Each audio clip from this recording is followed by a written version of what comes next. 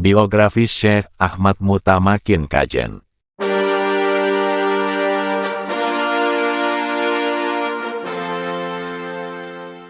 Assalamualaikum warahmatullahi wabarakatuh.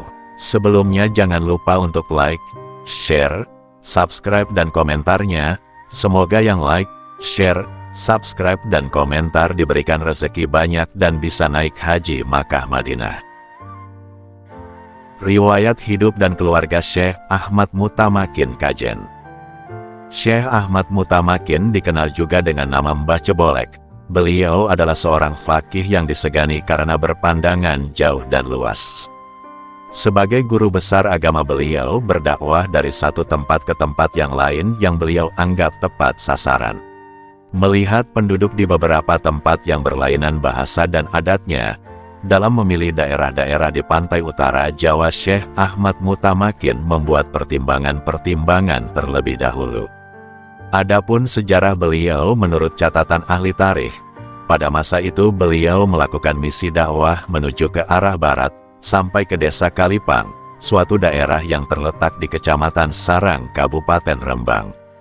Di sana beliau menetap beberapa lama dan sempat mendirikan sebuah masjid. Kemudian beliau melanjutkan perjalanan sampai ke Cebolek, sebuah desa di Kecamatan Margoyoso, Kabupaten Pati, Jawa Tengah, yang waktu itu Cebolek masih bagian dari Kecamatan Juwana. Setelah bermukim di Cebolek beberapa lama, beliau kemudian hijrah ke desa Kajen, sebuah desa yang terletak di sebelah barat desa Kajen. Sebagai guru besar agama, Syekh Ahmad Mutamakin menyebarkan agama dan membuka lapangan pendidikan Islam untuk mencetak mubalik dan kader-kader agama yang nantinya akan menyambung tali perjuangan beliau. Silsilah Syekh Ahmad Mutamakin Kajen. Menurut Kiai Haji Abdurrahman Wahid, Syekh Ahmad Mutamakin berasal dari Persia, Zabul, Provinsi Khurasan, Iran Selatan. Akan tetapi, silsilah yang dipercaya masyarakat setempat, ia adalah bangsawan Jawa. Sedangkan menurut catatan sejarah lokal, Syekh Ahmad Mutamakin dari garis bapak adalah keturunan Raden Patah, Raja Demak, yang berasal dari Sultan Trenggono. Ibu keturunan, Syekh Ahmad Mutamakin dari Sayyid Ali Bejagung, Tuban, Jawa Timur. Sayyid ini memiliki putra namanya adalah Raden Tanu, dan Raden Tanu memiliki seorang putri yang menjadi ibunda Syekh Ahmad Mutamakin. Diyakini bahwa Syekh Ahmad Mutamakin adalah keturunan Raja Muslim Jawa Jakat Tingkir, cicit Raja Majapahit terakhir Brawijaya V.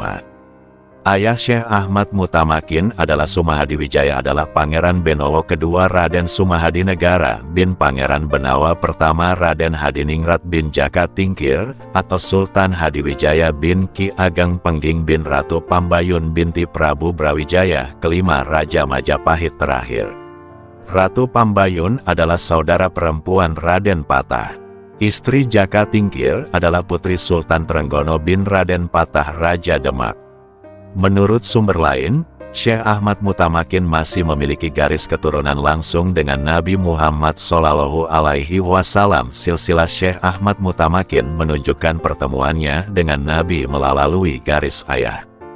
Syekh Ahmad Mutamakin bin Sumahadi Negara bin Sunan Benawa bin Abdurrahman Basyian bin Sayyid Umar ibnu Sayyid Muhammad bin Sayyid Ahmad bin Sayyid Abu Bakar Basyian bin Sayyid Muhammad Asadullah bin Sayyid Husain et-Turabi bin Sayyid Ali bin Sayyid Al-Faqih Al-Muqaddam bin Sayyid Ali bin Sayyid Muhammad Sahib Al-Murbad bin Sayyid Ali Hali Kashim bin Sayyid Alwi ibnu Sayyid Muhammad bin Sayyid Alwi bin Imam Ubaidillah bin Imam Ahmad Al-Muhajir Ilah Allah bin Imam Isa An-Nakib bin Imam Muhammad An-Nakib bin Imam Alwi Al-Uraidi bin Imam Ja'far Al-Sadiq bin Imam Muhammad Al-Bakir bin Imam Ali Zainal Abidin bin Sayyidina Husain bin Fatimah Az-Zahra binti Sayyidina Muhammad Sallallahu Alaihi Wasallam. Silsilah lain berbeda pada tingkat Sayyid Alwi ke bawah. Silsilah ini Syekh Ahmad Mutamakin bin Sumahadi Negara bin Sunan Benawa bin Putri Sultan Trenggono binti Sultan Trenggono bin istri Raden Patah binti Maulana Rahmat bin Maulana Ibrahim bin Jamaluddin Husain bin Sayyid Ahmad Syah bin Sayyid Abdullah bin Sayyid Amir Abde Al-Malik bin Sayyid Alwi dan seterusnya seperti silsilah yang disebutkan tadi. Telah disebutkan bahwa Pangeran Benowo II pada tahun 1617 Masehi melarikan diri ke Giri untuk meminta suaka politik atas serangan Mataram. Diceritakan juga, Adipati Tuban yang menjalin hubungan kekerabatan dengan Pangeran Benawa II. Maka dapat diasumsikan bahwa dari hasil perkawinan itu lahir Sumadiwijaya, nama Ningrat Al-Mutamakin. Tahun kelahirannya tidak diketahui secara tepat, oleh karena itu, masih diperlukan pelacakan secara cermat tentang peninggalan dan silsilahnya. Syekh Ahmad Mutamakin dilahirkan di desa Cebolek, 10 km dari kota Tuban. Ia kemudian dikenal dengan nama Mbah Bolek. Nama Al-Mutamakin sebenarnya adalah gelar yang diperoleh dari rihla ilmiahnya di Timur Tengah. Al-Mutamakin diambil dari bahasa Arab yang artinya orang yang meneguhkan hati atau diyakini akan kesuciannya. Di desa Cebolek, Tuban, Syekh Ahmad Mutamakin menghabiskan usia mudanya. Desa Cebolek di Tuban yang sekarang bernama Desa Winong. Di sana terdapat peninggalannya berupa Masjid Winong. Masjid tersebut tepat berada di tepi sungai. Pelacakan secara mendalam mengalami kesulitan karena masjid sudah dipugar berkali-kali akibat sering terkena banjir besar. Di dalam masjid tersebut terdapat klebut, kayu agak lonjong bulat tempat untuk menjemur kopiah atau peci haji, dan batu kecil mirip seperti asbak. Di depan masjid terdapat sawo kecik yang cukup besar yang diyakini terdapat keris pusaka Syekh Ahmad Mutamakin. Desa sunyi senyap dan banyak penyamun ini berkat usaha Kiai Haji Mutamakin berubah menjadi desa yang penuh damai dan sejahtera. Riwayat intelektual Syekh Ahmad Mutamakin Kajen. Diceritakan pada abad ke-17 hubungan Tuban dan Pati dengan daerah Banten dapat dilihat dari seringnya pelabuhan Tuban dan Juwana, Pati, disinggahi para pelayar dari Banten. Kedua pelabuhan itu mempunyai kedudukan penting bagi Mataram dalam distribusi hasil pertanian dari pedalaman.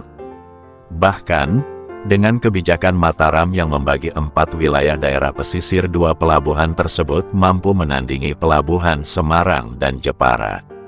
Terlebih lagi ketika Jepara dipandang tidak aman karena sering terjadi pembajakan kapal. Diduga Syekh Ahmad Mutamakin mengawali perjalanan intelektualnya dengan berlayar ke Banten dan di sana beliau bertemu dengan ulama besar Syekh Muhammad Yusuf Al-Makassari yang kemudian beliau melanjutkan ke negeri Timur Tengah. Dapat juga diduga sebelum sampai ke Banten beliau singgah ke Tegal, Jawa Tengah. Hal ini didasarkan atas makam ayahnya, Pangeran Benawa II, yang diyakini terdapat di Tegal. Bahkan, di daerah tersebut terdapat desa yang bernama Kajen.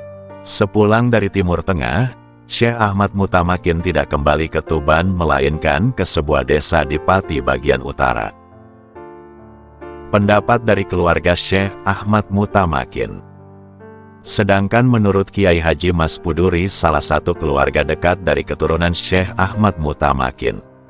Riwayat intelektual Syekh Mutamakin diperoleh pertama dari keluarganya sendiri karena keluarga Syekh Ahmad Mutamakin merupakan putra salah satu keluarga ningrat dan keluarga terdidik, yaitu putra salah satu adipati di Tuban yaitu Hadinegoro atau Sumu Hadiningrat. Namun, sejak kecil Syekh Ahmad Mutamakin tidak menyukai gaya hidup keraton yang glamor, kemudian melakukan pengembaraan ke arah barat hingga sampai Sarang Rembang dan menetap sementara di Sarang dan mendirikan sebuah masjid. Kemudian melanjutkan perjalanan dakwah ke arah barat dan kemudian singgah di Cebolek. Setelah menetap di Cebolek sementara, Syekh Mutamakin setiap malam setelah melakukan salat malam atau salat tahajud, beliau melihat sinar ke arah atas. dan dicarilah sinar itu ke arah barat hingga ketemu pusat sinar, yaitu di kediaman Kiai Haji Samsudin di Desa Kajen, Kecamatan Margoyoso, Kabupaten Pati, Jawa Tengah.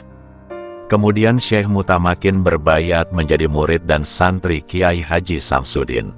Akhirnya Syekh Mutamakin menjadi murid Kiai Haji Samsudin.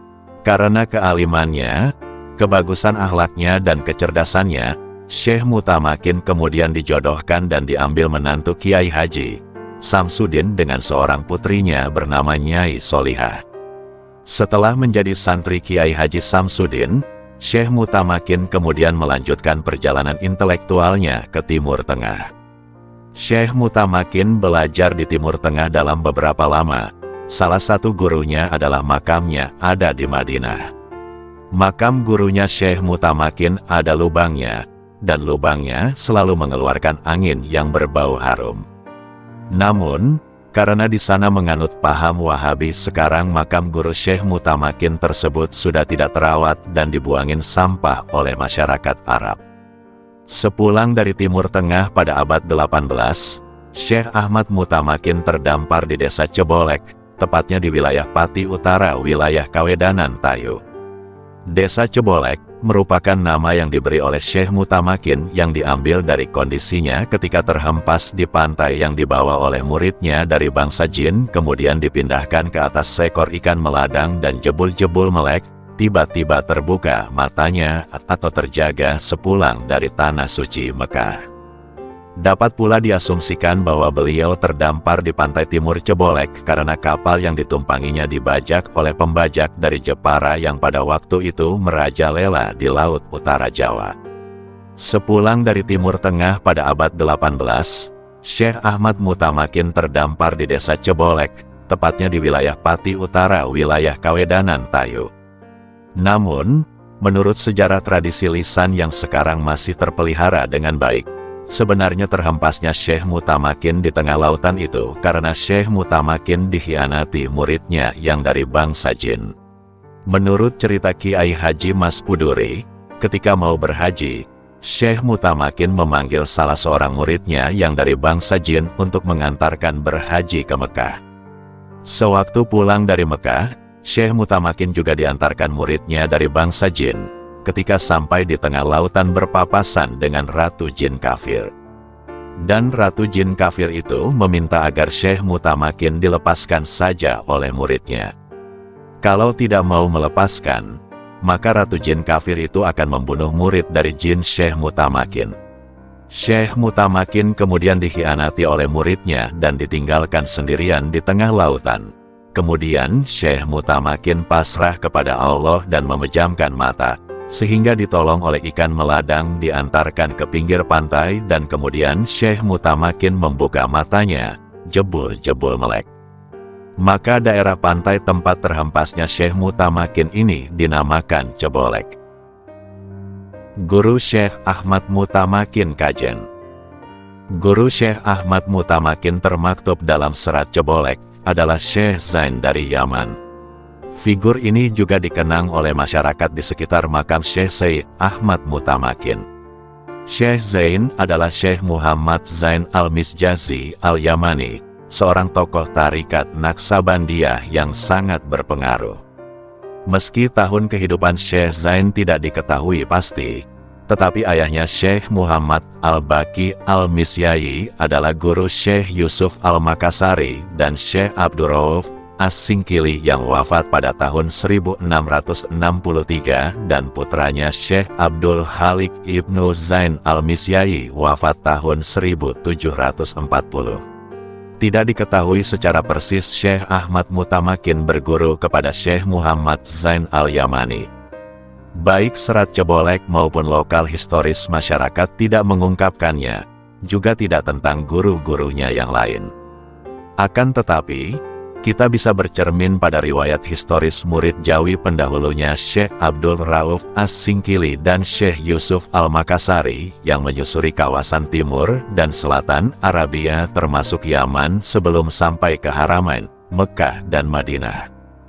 Diasumsikan, Syekh Ahmad Mutamakin mengikuti rute perjalanan serupa sebelum akhirnya sampai ke Mekah.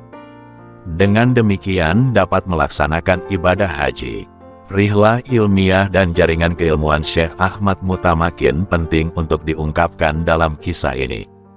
Jika benar ia mengikuti rute gurunya Al-Singkili dan Al-Makassari, maka dapat dicatat di sini beberapa tempat yang disinggahinya, yaitu Duha, Doha, di wilayah Teluk Persia, Yaman, Jeddah, dan akhirnya Mekah dan Madinah. Tetapi, sebelum ke Timur Tengah penting untuk dicatat tentang kemungkinan pertemuan Syekh Mutamakin dengan Muhammad Yusuf Al-Makassari di Banten sekitar 1691 Masehi. Syekh Al-Makassari diasingkan di Tanjung Harapan pada tahun 1694 Masehi. Kemungkinan ini didasarkan atas catatan dalam karangan Syekh Al-Mutamakin yang menyebutkan tarikat Naksabandiyah dan tarikat Khalwatiyah yang diasumsikan diinisiasi atau sekedar diperkenalkan oleh Syekh Al-Makassari. Berkat Syekh Al-Makassari, kemudian beliau diperintahkan belajar ke Timur Tengah mengikuti rute yang pernah dilakukan oleh Al-Makassari. Dari beberapa tempat dalam rutenya diperkirakan beliau juga belajar beberapa guru dan diinisiasi oleh guru tarikat yang hidup pada masa itu selain berguru kepada Syekh Zain Al-Yamani. Perlu dicatat di sini beberapa murid Syekh Al-Singkili, wafat 1693, yang sezaman dan barangkali bertemu dengan Syekh Al-Mutamakin antara lain Syekh Abdul Muhyi asal Jawa Barat, Syekh Abdul Al-Malik bin Abdullah, tahun 1089 sampai tahun 1149 atau tahun 1678 sampai tahun 1736, asal Semenanjung Melayu yang dikenal sebagai tokoh Pulau Manis dari Trengganu. Syekh Daud Al-Jawi Fansuri bin Ismail bin Aga Mustafa bin Aga Ali Al-Rumi. Yang terakhir ini adalah murid kesayangan Syekh Al-Makassari yang juga sebagai khalifah utamanya. Barangkali Syekh As-Singkili lah yang menginisiasi Syekh Al-Mutamakin ke dalam tarikat Satariyah meski sumber-sumber yang ada tidak memberikan angka tahun pertemuannya. Dugaan ini didasarkan atas catatan teks karangan Syekh Al-Mutamakin yang membicarakan tarikat Satariyah berbahasa Arab Melayu atau Jawa Pegon. Ketika Syekh Al-Mutamakin sampai di Yaman, Syekh Muhammad Abdul Al-Baqi Al-Misyai sudah wafat dan diganti oleh anaknya Syekh Zain bin Muhammad Abdul Al-Baqi Al-Misyai. Selain Syekh Al-Mutamakin, Fletcher menegaskan, seorang Muslim Cina Ma Mingxin juga belajar dengan Syekh Zain bin Muhammad Abdul Al-Baqi Al-Misyai tahun 1053 sampai tahun 1138 Hijriah atau tahun 1643 sampai tahun 1726 Masehi, dan putranya Abdul Al-Halik wafat 1740 Masehi. Begitu juga ketika sampai di Makkah dan Madinah, Syekh Al-Mutamakin tidak menemui guru-guru Syekh Al-Singkili dan Syekh Al-Makassari karena mereka sudah meninggal dunia. Ia hanya menemui generasi selanjutnya yang dapat dicatat dari kolega-kolega Syekh Al-Singkili dan Syekh Al-Makassari. Karena ada baiknya di sini dikemukakan hubungan antara Syekh Al-Singkili dan Syekh Al-Makassari, serta ulama-ulama yang berperan yang hampir sezaman dengan Syekh Al-Mutamakin agar dapat diketahui situasi dan interelasi keilmuan pada masa itu.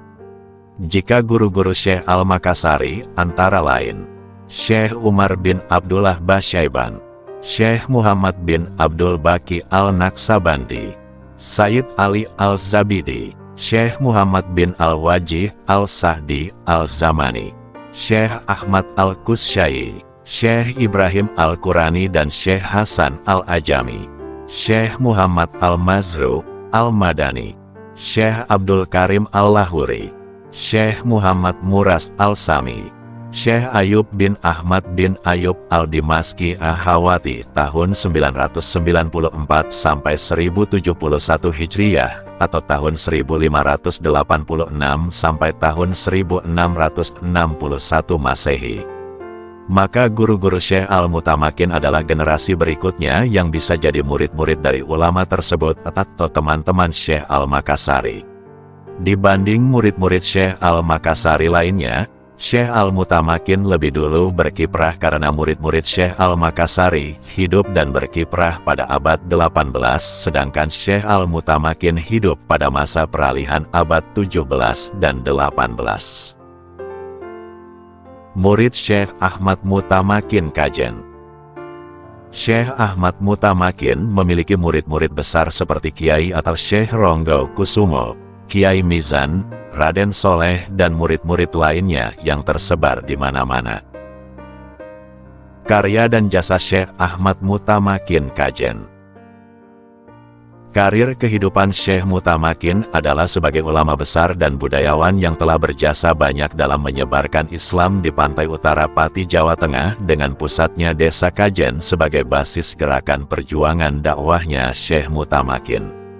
Bukti-bukti sosiologis dan arkeologis dari dampak gerakan dakwah Syekh Mutamakin adalah berkembangnya Islam di wilayah pantai utara Pati dengan pesat.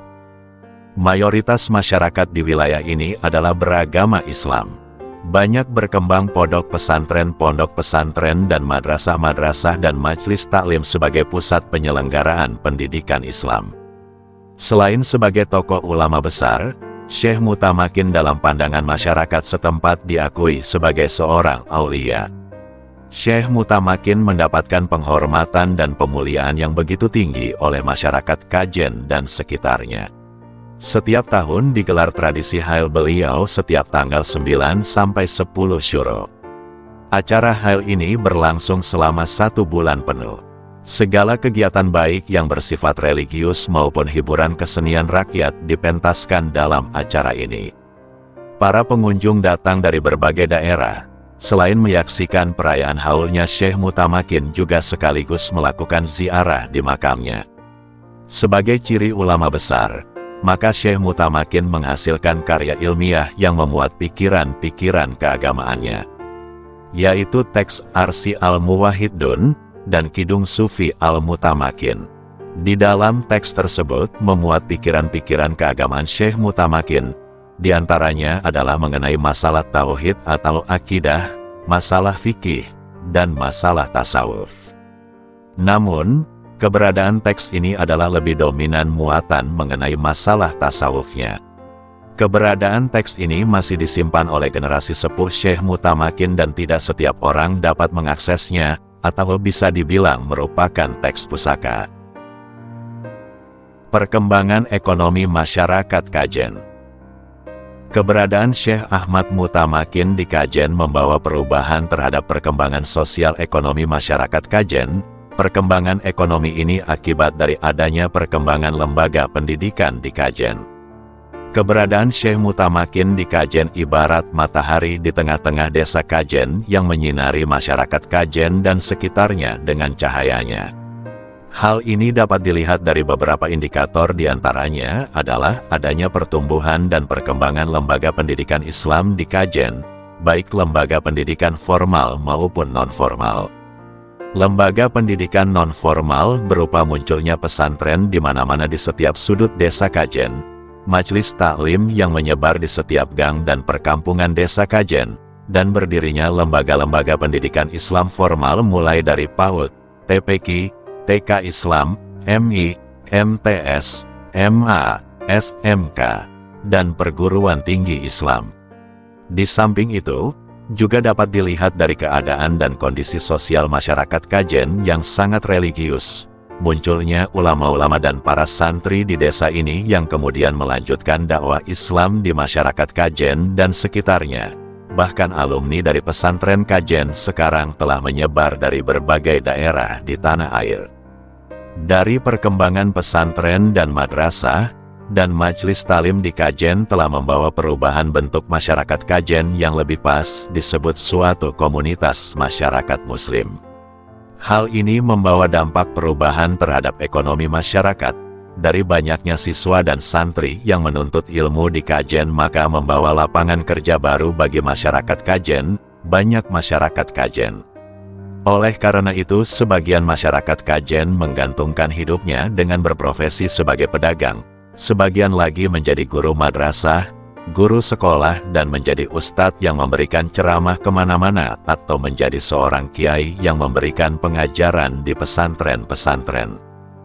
Dan sebagian lagi masyarakatnya membuka toko-toko pakaian muslim, toko teks, toko buku, toko minyak wangi, warung makanan dan minuman, dan toko-toko yang menyediakan segala kebutuhan dan pernak-pernik para santri dan santriwati.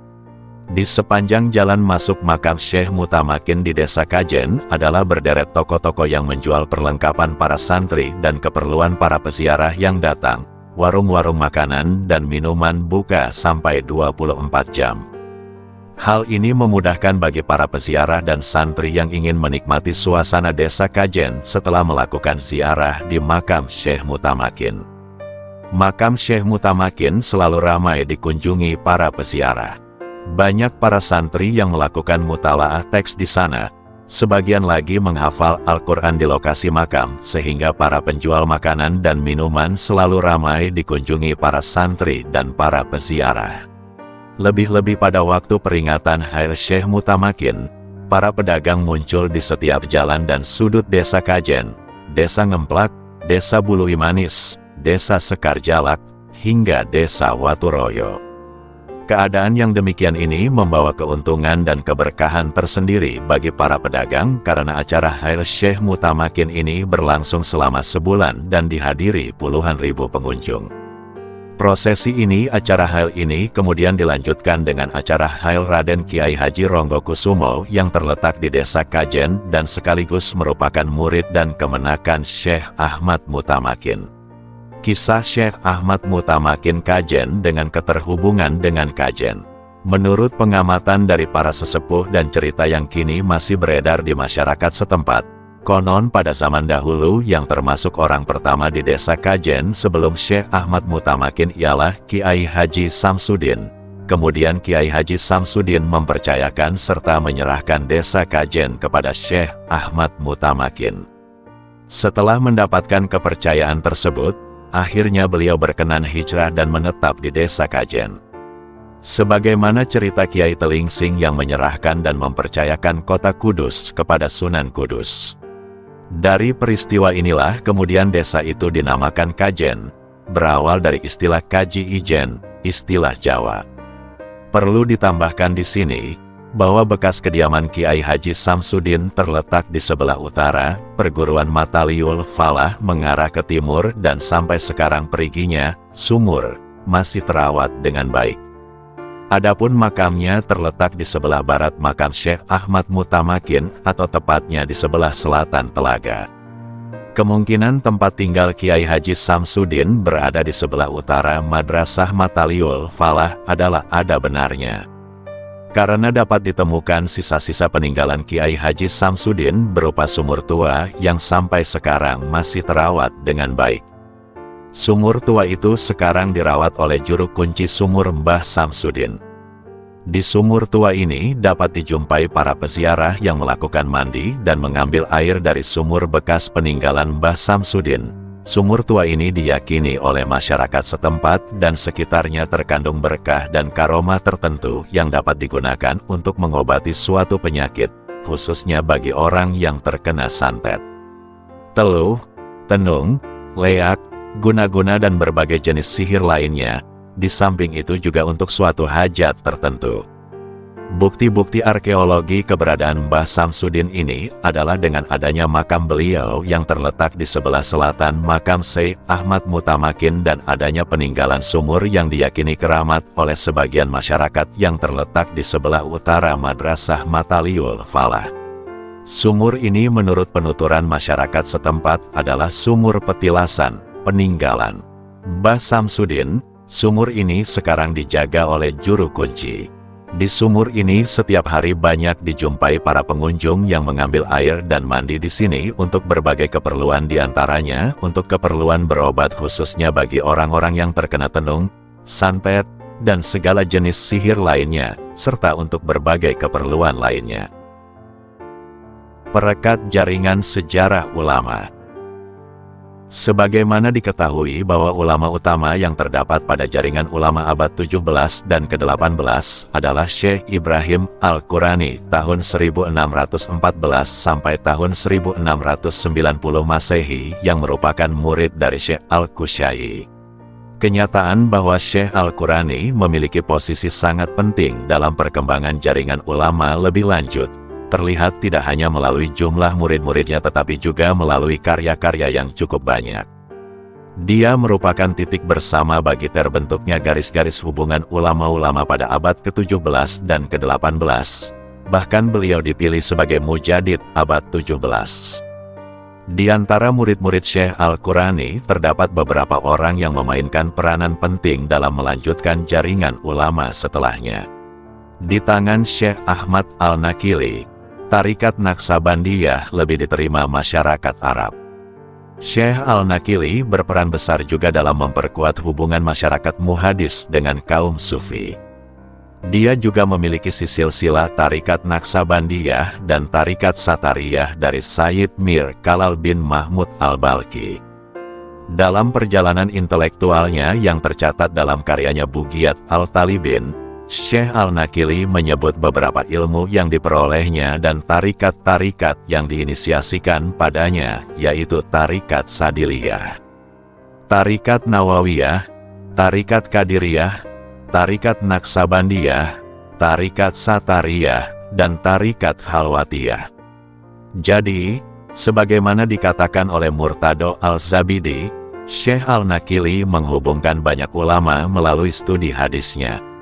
Ulama lain yang berpengaruh pada pergantian abad ke-17 dan ke-18 adalah Syekh Hasan bin Ali bin Muhammad bin Umar Al-Ajami, wafat di Taif pada 1702. Keterlibatan sepenuhnya dalam jaringan Syekh Hasan Al-Ajami mempunyai pengetahuan menyeluruh dalam ilmu-ilmu keislaman. Dia termasyhur sebagai faqih, muhadis, sufi dan sejarawan.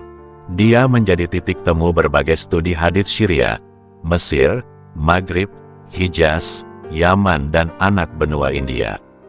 Tidak mengherankan, seperti pendapat Al-Katani, bahwa murid-murid di Haramain tidak sempurna dalam studi hadits sebelum belajar dan menerima hadits darinya. Mereka memadati halakahnya di dekat Bab Al-Wada dan Bab Hani, Masjidil Haram Mekah. Hasilnya isnad dan periwayatan hadits dari Syekh Hasan Al-Ajami luar biasa luas. Alim selanjutnya yang pantas disebutkan di sini adalah Syekh Barzanji, Syekh Muhammad bin Abdul Al-Rasul Al-Barjan. Setelah belajar di Mesir, Syekh Barzanji kembali ke Haramain dan kemudian menetap di Madinah di mana dia wafat pada 1692 Masehi. Dia juga terkenal sebagai muhadis, faqih, dan syekh tarikat Qadiriyah yang mengabdikan diri pada penulisan dan pengajaran. Alim penting yang perlu dikemukakan adalah Syekh Abdullah bin Salim bin Muhammad Salim bin Isa Al-Basri Al-Maki yang wafat di Mekah pada 1722 Masehi. Seperti terlihat dalam karyanya teks Al-Imdad bi Marifah Ulum Al-Isnad, pendidikannya sangat lengkap menuntut ilmu dari banyak ulama. Meski Syekh Al-Basri ahli dalam hampir ilmu-ilmu keislaman, dia terutama terkenal muhadis besar, bahkan dia dijuluki Amir Al-Mu'minin fi Al-Hadith. Melalui teks fi Al-Imdad, dia memberikan sumbangan yang signifikan dalam studi hadith, antara lain memberikan nama ulama yang termasuk dalam isnad superior. Tetapi seperti ulama terkemuka lain, Syekh Al-Basri juga merupakan sufi terpandang. Dia adalah syekh beberapa tarikat seperti Naksabandiyah, Sadiliyah, dan Nawawiyah. Di antara muridnya adalah Syekh Ala Al-Din bin Abdul Al-Baqi Al-Misyayi Al-Zabidi, Syekh Abu Tahir Al-Qurani, Syekh Muhammad Hayat Al-Sindi, dan Syekh Muhammad bin Abdul Wahab, yang seluruhnya merupakan komponen-komponen utama jaringan ulama abad 18. Alim terakhir adalah Syekh Abu Tahir bin Ibrahim Al-Qurani tahun 1081 sampai tahun 1145 Hijriah atau tahun 1670 sampai tahun 1733 Masehi. Ia lahir dan wafat di Madinah. Guru-guru utamanya adalah ayahnya sendiri Syekh Sulaiman Al-Maghribi, Syekh Al-Ajami, Syekh Al-Barjanji, Syekh Al-Basri dan Syekh Al-Nakili. Abu Tahir terutama dikenal sebagai muhadis, tetapi beliau adalah faqih dan sufi. Dalam berbagai karyanya terlihat upaya menafsirkan kembali doktrin-doktrin Ibnu Arabi dan memiliki keahlian dalam mistisisme filosofis. Ulama-ulama tersebut selain tokoh sufi juga dikenal sebagai muhadis yang dapat dipercaya. Ini menunjukkan bahwa neosufisme telah makin kuat dan menemukan bentuknya pada dekade ini. Nampaknya, para ulama Haramain menyadari semakin pentingnya jalan esoteris, hakikat, akibat tarikat-tarikat yang dibawa. Misalnya, oleh ulama-ulama dari India menghasilkan interaksi, rapprochement dan interaksi lebih intens di antara ulama sufi dengan ulama fikih yang menekankan jalan eksoteris, syariah. Syekh Abdul Halik Al-Misyai, putra Syekh Zain Al-Misyai, nampaknya meninggal dunia hampir sezaman dengan Syekh Al-Mutamakin, yaitu sekitar 1740 Masehi. Ulama-ulama pergantian tersebut bisa jadi kemungkinan karena tak ada data yang mengemukakannya, tetapi setidaknya dapat memberikan gambaran situasi jaringan ulama yang melingkupinya. Dengan demikian, kiprah Syekh Al-Mutamakin juga termasuk dalam karakteristik neosufisme. Ini diperkuat dengan catatan yang banyak mengutip hadis-hadis dalam menjelaskan paham keagamaannya. Sementara dilihat dari gelarnya yaitu Al-Mutamakin, tingkat kedudukan seorang yang utama, kokoh dalam pendirian dan kuat memegang kebenaran, seolah dia diyakini atau diteguhkan sebagai wali, pemimpin para wali di dunia yang dalam tabakat wali disebut wali kutub. Syekh Al-Mutamakin melakukan praktek tasawuf falsafi dan tasawuf sunni dalam satu tindakan tasawuf amali. Ia juga mendialektikan dengan tradisi lokal. Pekerjaan yang sungguh berat memang, akan tetapi bentuk upaya Syekh Al-Mutamakin menjernihkan Islam Jawa dengan kebenaran tauhid. Mereka yang tidak memahami secara langsung pemikiran dan paham keagamaannya tentu akan mudah menuduh yang bukan-bukan. Dan inilah yang termasuk menjadi polemik sebagaimana tergambarkan dalam serat Cebolek. Pengadilan Syekh Ahmad Mutamakin. Dalam serat Cebolek dikisahkan tentang pengadilan Syekh Ahmad Mutamakin terjadi pada masa pemerintahan Sunan Pakubuwono II. Namun cerita yang dimuat dalam versi ini berbeda dengan apa yang sebenarnya menjadi kenyataan di masyarakat. Syekh Ahmad Mutamakin begitu sangat dihormati oleh masyarakat setempat. Dalam versi serat Cebolek ini Syekh Mutamakin digambarkan sebagai seorang kiai yang lebih mengedepankan mistik. Bahkan, dituduh yang bukan-bukan, yaitu dianggap seorang yang telah melakukan pembangkangan terhadap syariat. Untuk lebih jelasnya cerita yang dimuat dalam serat Cebolek adalah sebagai berikut. Tersebutlah pengadilan Syekh Mutamakin yang diceritakan dalam serat Cebolek yang terjadi pada masa pemerintahan Sunan Pakubuwono II. Sebuah ajaran yang menuntun pada tindakan terpuji. Cerita ini mengenai Syekh Mutamakin dari daerah Tuban. Ia telah membuka ilmu rahasia dan menyiarkan rahasia ilmu hak yang memegang teguh hakikat dan menolak syariah. Karena dia menolak hukum syariat, pengetahuannya tentang hakikat menjadi tidak bisa diterima, membingungkan dan kacau. Ia membuka tabir yang menyembunyikan rahasia-rahasia itu, dilubangi dan digulung, dan dengan begitu tersebarlah kerusuhan di seluruh negeri, kelakuan yang tidak terpuji.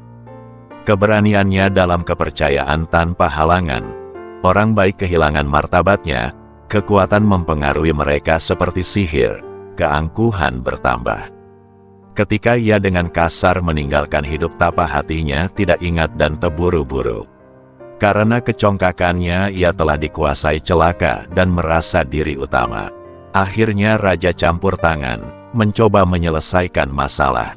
Setan-setan telah mengipasi orang terpelajar tanpa watak mulia ini, yang membawa orang-orang tersesat, yang kata-katanya kosong sama sekali, yang hatinya lemah dan takut. Keahliannya dalam mengemukakan ilmu mistik mendapat simpati banyak orang. Sungguh keinginannya telah menyihir orang banyak. Pada mulanya hanyalah kata-kata, tetapi kemudian telah menimbulkan kejahatan yang nyata. Semakin hari semakin luas pengaruhnya. Ada 11 orang yang dianggap sebagai iblis, yang omongannya ngawur dan mereka ada dalam kemalangan terus-menerus. Demikianlah cerita tentang ulama Jawa yang hidup dalam zaman yang mulia. Sunan Prabu Amangkurat menjadi terkenal. Orang-orang membicarakannya karena ia membahayakan seluruh kaum ulama. Ajarannya tentang ilmu mistik dianggap sesat karena ia menyebut dirinya sama dengan kekuasaan kemauan Tuhan. Yang menjadi perselisihan, dengan kukuh, keras dan kasar, ia menguraikan keyakinannya tanpa bisa dihentikan, yang berakibat adanya tuduh-menuduh, dan ini menjadi sungguh-sungguh dan luar biasa. Pesisir timur Jawa ada dalam kekacauan, dan di daerah Tuban, Syekh Ahmad Mutamakin menjadi musuh orang banyak karena ia memperlakukan aturan Nabi dengan kasar. Di Cebolek disatukan masyarakat menjadi rusuh. Dia diserang dan dilawan oleh para ulama dari daerah pesisir yang berkata, "Janganlah merusak hukum karena merupakan pendurhakaan terhadap raja. Sesungguhnya raja berwenang menghukum, karena ia adalah wakil Tuhan di dunia, siapa membahayakan kekuasaannya?"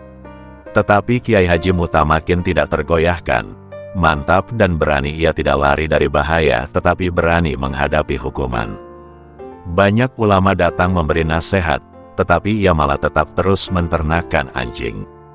Dari Kudus sebanyak 12, yang terbesar diberi nama Abdul Qohar. Ia mempunyai 4 anak. Anjing pemimpinnya dinamai Komarudin. Haji Mutamakin sangatlah angkuh. Para ulama setuju bahwa masalah ini harus diteruskan kepada Baginda Raja. Karena Haji Mutamakin tidak mau dinasihati, ia telah memandang rendah negara. Para ulama daerah pesisir mengirimkan surat edaran kepada semua ulama dari Pajang, Mataram, Kedu, Pagelen, dan mancanegara bersama salinan suratnya. Menurut mereka, kepercayaan yang dipegang teguh Cebolek terletak pada tuntutannya menjadi yang sejati, yaitu Muhammad, dan ia berani menghadapi hukuman. Pada waktu para ulama berangkat menuju ibu kota, seluruh daerah pesisir ada dalam kebingungan. Semua ulama mengambil bagian. Dari bagian timur Jawa datang Kiai Busur, Kiwatana dari Suralaya bersama Mas Sidas Rema. Pemimpin para ulama Ketip Anom dari daerah pesisir tiba di Kertasura.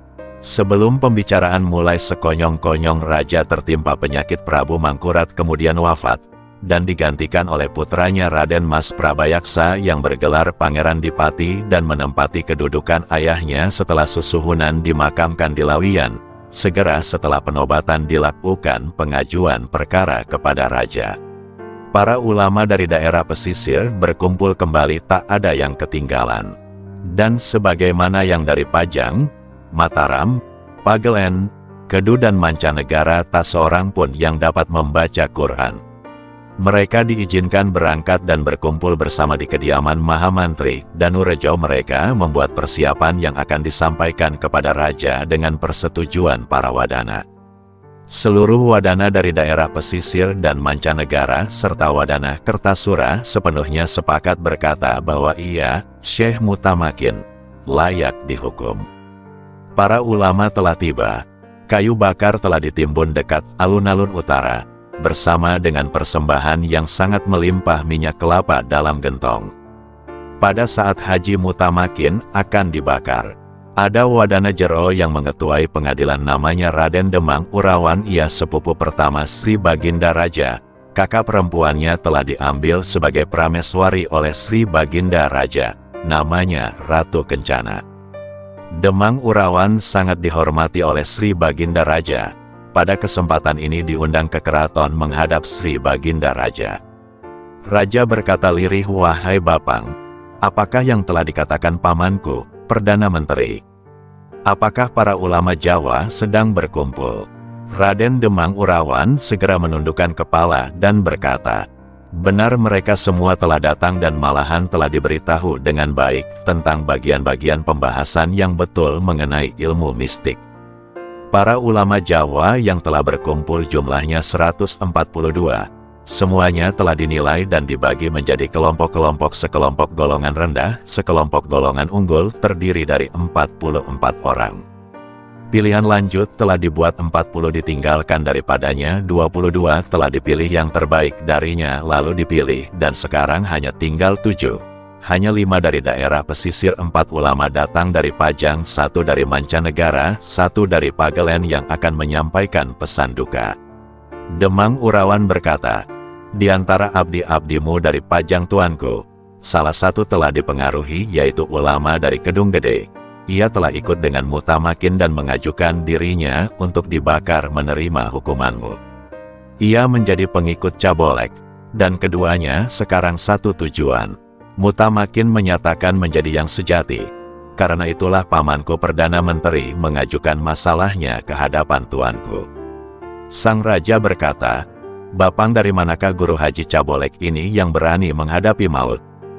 Raden Demang berkata hormat, "Tuanku, waktu utusan-utusanmu kembali, mereka yang mengundang dan mengawani dia berjalan tergesa-gesa.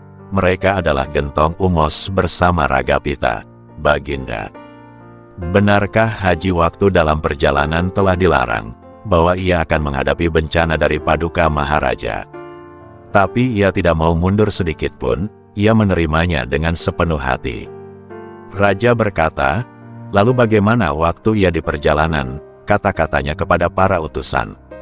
Raden Demang berkata, "Tuanku, ia berkata begini, 'Saya ucapkan terima kasih kalau Sri Baginda Raja menghukumku. Anakku Ragapita, aku akan dikerubut para ulama dan pasti akan dibakar. Dan mungkin bau asapku akan sampai di tanah Arab, tempat aku belajar, di bawah Syekh Zain dari Yaman.' Waktu dia bermalam di sebuah pondokan tuanku, setelah melaksanakan sembahyang Isya, ia tidak tidur. Ia terus membaca Kusumawi Citra, danding dari serat Bima Suci, sebuah danding yang berpada 12 setiap barisnya. Seperti madu retno yang dapat dimasukkan ke dalam Brahmarawilasita, untuk dibuat merdu dan serasi. Keduanya mempunyai 11 pada barisnya, dan dapat diubah menjadi lebda jiwa. Ia lalu membacanya dengan menunduk dan membengkokkan badannya. Raja berkata lirih, "Wahai Bapang, bagaimana ini, yang kau bicarakan tentang ilmu rahasia? Sepertinya mengikuti cara seorang Buddha. Bapang, apakah gunanya itu merupakan penghinaan kepada Tuhan bila seorang menjadi sesat?" Raden Demang berkata, "Tuanku, ini bukanlah suatu keburukan, menurut ajaran hak, karena itu hanya dibuat lambang dan bukan sebagai kepercayaan. Lambang ini telah dipergunakan oleh banyak wali, dan melalui lambang ini kesejatian telah dibukakan." Ia mulai langsung dengan episode Bima mencebur ke dalam lautan. Tanpa memperdulikan rasa sakit, ia mencari guru di tengah samudra, siap untuk mati. Kalau ia tidak menemukannya, ia bermaksud mati di lautan, kalau ia tidak memperoleh kesempurnaan. Waktu tiba di tengah lautan besar, ia ditemui seorang dewa kecil, sekecil seekor burung pipit. Lalu dewa kecil Dewa Ruci memerintahkan untuk memasuki kupingnya, dan Bima merasa heran sekali. Cerita inilah yang menjadi petunjuk untuk perbuatan Syekh Mutamakin dalam perjalanan. Tersenyum Sri Baginda Raja berkata, "Wahai Bapang, apa pendapatmu bahwa Perdana Menteri dan para wadana, semua setuju bahwa Mutamakin langsung dihukum di alun-alunku? Kebenaran mengatakan padaku, jangan mau menuruti nasihat pamanku Perdana Menteri. Semua para ulama dan para wadana dalam pandanganku, Bapang Mutamakin memaksudkan hanya untuk dirinya. Ilmu semacam ini kalau ia tidak mengajak orang lain membuat perubahan di sana-sini, orang-orang dari Mancapat dan Mancalima, dari Mancanem dan Mancapitu, dan semua telah berhasil dengan diajak untuk menolak hukuman. Dia tidak dapat dihukum mati kalau dia hanya berkata, 'Tirulah ilmu mistikku.' Dan banyak yang telah menjadi muridnya, dan kalaupun ia tidak bertindak dengan cara ini tetap lebih berbuat buruk lagi, saya harus tetap memaafkannya." Raden Demang berkata, "Betul sekali tuanku." Raja berkata, "Bapang pergilah segera, sampaikan ketidaksenanganku kepada uwaku Perdana Menteri, juga kepada para ulama, bersama semua para wadana supaya semua berkumpul di kepatihan. Umumkan kepada mereka ketidaksenanganku. Lalu ia mengundurkan diri dengan taat dan hormat. Ia meninggalkan istana dan memanggil 2 pesuruh yang taat. Diperintahnya untuk menyampaikan pesan kepatihan untuk mengumumkan bahwa, besok, aku akan ke tempat Danurejo, akan datang pukul 8. Untuk menyampaikan perintah Sri Baginda Raja, para adipati supaya berkumpul di dalam kepatihan bersama semua ulama. Dengan segera para pesuruh menyampaikan seruan tadi ke kepatihan, tak diceritakan tentang malam itu, tetapi besok paginya Patih Danurejo berkumpul dengan para adipati. Semua menghadap ke barat, Adipati Danurejo menghadap ke selatan, tapi sedikit miring ke barat menghormati ulama terhormat yang telah duduk di sebelah barat. Pada jam 8, semua yang sudah duduk berdiri waktu Raden Demang telah mengambil tempatnya. Semuanya kembali duduk, Kidipati Perdana Menteri juga duduk dengan lainnya. Sedangkan Raden Demang segera mulai menyampaikan perintah Sri Baginda Raja. Matanya begitu nyalang sehingga semua adipati menjadi takut dan juga para ulama. Waktu perintah disampaikan, ketidaksenangannya menggelisahkan. Setelah ketidaksenangannya Sri Baginda Raja selesai disampaikan, Adipati Danurejo hanya dapat berkata 2 patah, dan setelah itu seraya berdiam diri, para wadana semua menundukkan kepala. Dan bagi para ulama semua merinding di bawah pengaruh muka Sri Baginda Raja. Mata Cabolek berkedip-kedip seperti orang sedang sekarat. Kini seorang yang sedang berbicara adalah Ketip Anom dari Kudus, yang menjadi marah laksana menjangan luka. Marahnya memuncak, wataknya yang seperti singa muncul. Belikatnya naik turun laksana burung Garuda mengepak sayap di medan laga, seperti pragalbasi pahlawan, menuruti hatinya yang penuh emosi. Ia melihat ke kanan dan ke kiri. Semua telah menundukkan kepalanya. Semua rekan para ulamanya bersama para dipati kepalanya semua menunduk. Wajahnya pucat. Ketip Anom dari Kudus mulai menunjukkan marahnya. Ketetapannya mulai bertambah kuat. Ditimpali keberaniannya, ia mengetatkan serbannya, menggulung lengan baju dan bergerak maju 2 nampak angkuh, tetapi kata-katanya lemah lembut seperti Raden Bali Putra ketika dia diutus oleh Raja Ramawijaya untuk menyampaikan peringatan keras kepada Dasamuka. Ia menimbulkan ketakjuban orang yang melihatnya. Ia memang kelihatan tampan dan belia. Ketip Anom, anakku, aku minta maaf karena berani menyela pembicaraan mengenai ketidaksenangan Sri Baginda Raja yang ditujukan kepada Perdana Menteri. Semua penyampaian rasa kemarahan Sri Baginda Raja itu salah alamat. Raden Demang Urawan merasa kaget, dan segera balik memandang ke wajah Ketip Anom yang sedang berbicara. Ia melihat muka dengan lengan berkecak pinggang, rambutnya berdiri lurus sangat tebal dan berombak.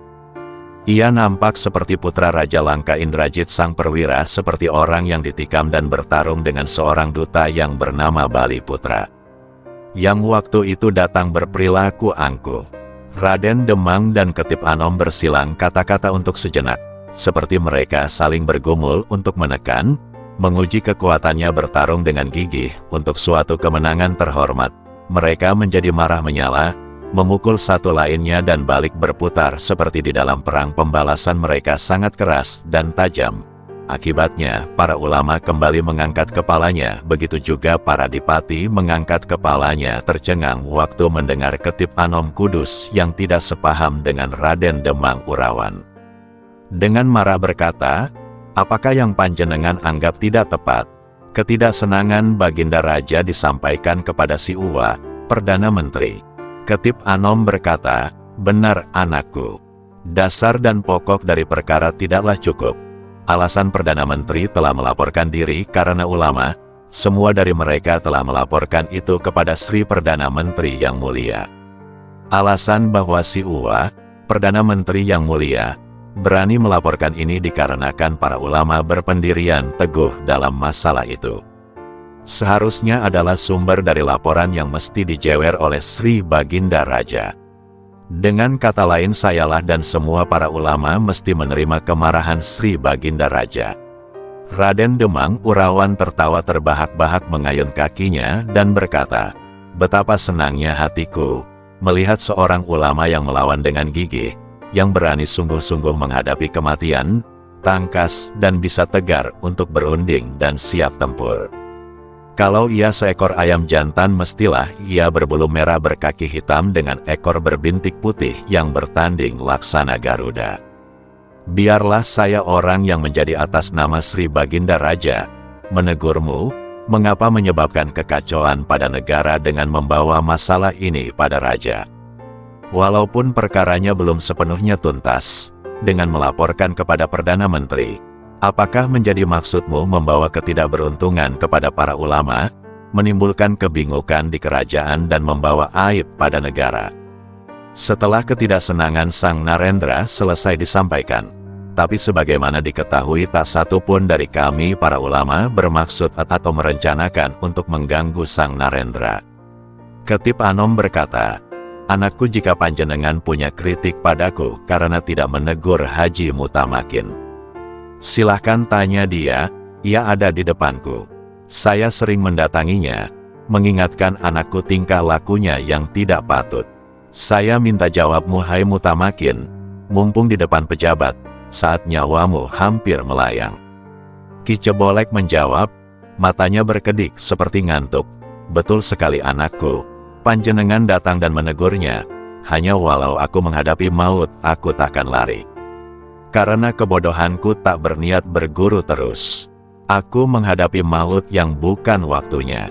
Aku akan mampu berusaha menambah ilmu hatiku terus memperoleh kenyataan ini." Ketip Anom berkata murka, "Lah pikiran macam apa itu, membikin sengsara dan menyakitkan. Ada anjing diberi nama Abdul Kahar." Semua yang mendengarkan terbelalak. Raden Demang kakinya diayunkan dan tertawa terbahak-bahak. Ketip Anom Kudus berkata lantang, "Kamu ini memang busuk dengan lancang membuat onar negara. Kalau kamu mau terkenal tingkah lakumu dan bermaksud menjadi hebat, jangan tanggung-tanggung bertingkah. Pindahkan Gunung Merapi dan juga Perawata, letakkanlah di atas Gunung Lawu dan genggamlah di tangan kiri. Apapun yang kau lakukan jangan tanggung-tanggung, jangan mengindahkan jiwa ragamu." Ketip Anom berkata dengan keras di hadapan Mutamakin, "Anjingnya diberi nama seperti penghulu Tuban, Abdul Kohar, anjing yang lain diberi nama Hatib Komarudin. Tuanku, sesungguhnya Mutamakin itu bukan seorang manusia. Ia telah menghina Sang Narendra dan melukai karena sesungguhnya perilakunya nauzubillah. Anakku, itulah sebabnya aku merasa wajib melaporkan kepada Patih Adipati Danurejo, supaya menjadi perhatiannya dan meneruskan hal itu kepada Sang Narendra. Karena sesungguhnya yang menjadi Sang Narendra, kalau ia ingkar dari setiap sunnah Nabi menjadikan Saripati Syara, tak dihargai dan dirusak. Wahai anakku, diberitakan dalam teks Akhbaru Al-Saltin, raja digambarkan sebagai pembela iman. Bila seorang menyebarkan ajaran mistik dan menyebabkan gangguan untuk memperoleh pengikut, dan kalau ini terjadi karena raja tidak menjaga sunnah Nabi, pancaran wajahnya pasti lenyap. Wahai anakku, apabila seorang raja kurnia pancaran wajahnya susut, keharuman kerajaannya pasti lenyap, yang terjadi hanyalah tengik dan kaku, dan akibatnya kegelapan akan turun ke bumi dan bau busuk akan menyebar. Kenapa tidak memasang penjaga di kerajaan Sang Narpati? Sesungguhnya lah anakku, raja adalah hati jagat, hati adalah raja di dalam badan. Karena itu, anakku, merupakan perumpamaan. Sesungguhnya setiap makhluk hidup harus menjaga kebaikan dari hatinya. Karena itu setiap makhluk hidup wajib menjaga raja tentang semua yang diketahuinya di kerajaan. Karya raja seperti hati menggerakkan badan. Kesalahan raja dipikul oleh orang-orang di bumi karena raja adalah hatinya jagat, badan rusak kalau hatinya merana. Dan bila hati merana yang tidak diobati, maka raja yang disalahkan. Raden Demang Urawan berkata hormat, "Melindungimu, tuanku, terhadap Haji Mutamakin." Lalu Ketip Anom Kudus memandang dan dengan gagah mulutnya bergetar. matanya bersinar dan dengan penuh keberanian hamba telah digetarkan oleh penglihatannya. Ia berkata murka, "Panjenengan anakku, telah menghargai kelakuan semacam itu dari Haji Mutamakin, dan kalau demikian halnya, panjenengan anakku telah merusak negara." Karena menjadi tugas raja untuk melindungi sunnah Nabi. Kalau seorang raja menolak sunnah Nabi, keindahannya akan lenyap dan ia akan membuat suram negara. Pastilah negara akan runtuh. Kalau wajah Sang Narendra hilang jelita, semua tindakannya hanyalah sebuah kepahitan dan penderitaan. Sang raja tertawa terbahak-bahak, dan dalam pikirannya si kudus ini orang yang berbahaya, yang menceritakan belum menyelesaikan ceritanya, tapi Sang Narendra menolak dalam tawanya dan berkata, "Kalau demikian, Bapang, marilah kita jalankan ajaran Islam. Saya berniat menghadiri sembahyang Jumat," beritahu si Uwa Patih. "Persiapkan untukku terancang di dalam masjid. Jumat depan aku akan hadir bila disepakati," si Uwa Patih. Karena merupakan kebiasaan lama, salat pertama raja haruslah di masjid. Sang Prabu berkata lagi, "Tentang Haji Mutamakin rupanya seperti apa?" Raden Demang Urawan berkata humor, "Ia seperti Wisangkata, seorang calon pertapa, dan kelakuannya seperti terenggiling yang sedang sekarat. Tak ada yang perlu dikatakan tentang penampilannya yang sangat dungu seperti kelapa. Kalau duduk, ia menggelosor dalam satu pertemuan, ia seperti kena kutuk. Tapi dia itu mantap, satu sifat yang hamba tidak sangka juga di antar kelompoknya itu tanpa guna. Hamba merasa heran atas kemauan Sang Sukma Agung, orang seperti itu dapat menjadi haji. Ia telah dianugerahi memenuhi rukun yang kelima dan diberi kesempatan mengunjungi makam Nabi, Nabi terbesar jagat ini. Kalau ia tidak pergi naik haji, ia pantas menjadi penjual jerami atau berdagang itik." Sang Prabu sambil tersenyum berkata, "Itulah Bapang, telah menjadi suratan ia diciptakan dengan tampang dungu, tetapi diberi hati yang suci untuk menjadi petugas sukma. Ia telah ditakdirkan memilih hati suci." Raden Demang Urawan berkata takzim, "Karena itulah tuanku, pada kesempatan ini, manusia kecil dan hina ini telah dituduh berkali-kali seperti orang yang memiliki beban setengah mati memanjat sebuah tebing. Ia terlihat kembang kempis. Marahnya Ketip Anom seperti marahnya Baladewa memarahi Curumis. Demikianlah wajah Mutamakin seperti Curumis. Kalau saja sengketa itu terjadi di luar, Cabolek akan habis terkoyak-koyak oleh Ketip Anom Kudus. Ia sangat marah karena seekor anjing dinamakan Komarudin dan yang lainnya Abdul Kahar. Karena ia dipenuhi rasa amarah seperti itu, ia seperti ingin menikam Haji Mutamakin." Sang raja tersenyum berkata, "Bapang, keinginanku semua yang telah dibicarakan disampaikan kepada si Uwa Patih. Aku batalkan perintahku, tak ada pembicaraan lanjutan. Aku telah memaafkan terdakwa. Kalau Haji Ahmad Mutamakin mengulangi tingkah lakunya yang tidak patut di bumi ini, pastilah akan aku hukum Haji Mutamakin ini. Aku jadikan dia sasaran kemarahan di alun-alunku ini. Tetapi inilah pengampunanku yang ku minta panjenengan melaksanakannya. Perintahku untuk selanjutnya diteruskan kepada si Uwa Patih, kepada semua saudaraku. Perintahku untuk diumumkan secara luas. Tak seorang pun boleh belajar ilmu hak di dalam masjid, tetapi mengajarkan di luar negara aku berikan izinku. Kalau ada yang berani mengkhianati perintahku, tak ada tempat mempertanyakan dosa. Akan aku laksanakan hukuman mati yang telah aku tetapkan di alun-alun sehingga boleh disaksikan orang-orang Kertasura Adiningrat. Sekian, terima kasih.